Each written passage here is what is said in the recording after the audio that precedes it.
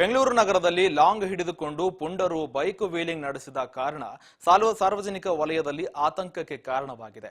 ಈ ನಿಟ್ಟಿನಲ್ಲಿ ಸೂಕ್ತ ಕ್ರಮ ಕೈಗೊಳ್ಳುವಂತೆ ಪೊಲೀಸ್ ಇಲಾಖೆಗೆ ಗೃಹ ಸಚಿವ ಡಾಕ್ಟರ್ ಜಿ ಪರಮೇಶ್ವರ್ ಖಡಕ್ ಸೂಚನೆ ಕೊಟ್ಟಿದ್ದಾರೆ. ಸುದ್ದಿಗಾರರೊಂದಿಗೆ ಮಾತನಾಡಿದ ಅವರು, ಇಂತಹ ಪುಂಡರಿಗೆ ಕಡಿವಾಣ ಹಾಕುವ ನಿಟ್ಟಿನಲ್ಲಿ ಯಾವ ಸೆಕ್ಷನ್ ಅಡಿ ಕೇಸ್ ಹಾಕಬೇಕಾದ್ದನ್ನ ಪೊಲೀಸರು ಮಾಡ್ತಾರೆ.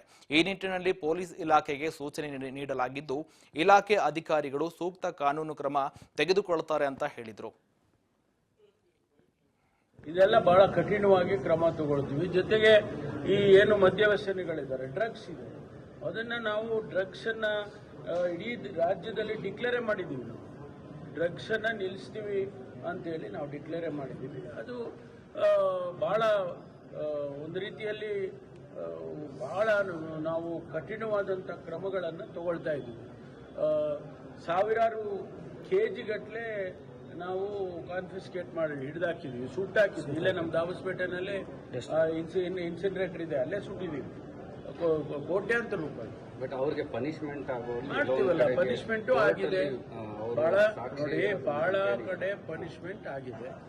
ಕೆಲವರು ಈಗ ಫಾರಿನರ್ಸ್ ಇದ್ದಾರೆ, ಫಾರಿನರ್ಸ್ ಅನ್ನ ನಾವು ಡಿಪೋರ್ಟ್ ಮಾಡ್ತೀವಿ. ಈಗಾಗಲೇ ಒಂದು 200 ಜನ ಡಿಪೋರ್ಟ್ ಮಾಡಿದ್ವಿ, ಅವರವರ ಎಂಬೆಸಿಗಳಿಗೆ, ಹೈ ಕಮಿಷನ್ಗೆ, ಅವ್ರಿಗೆಲ್ಲ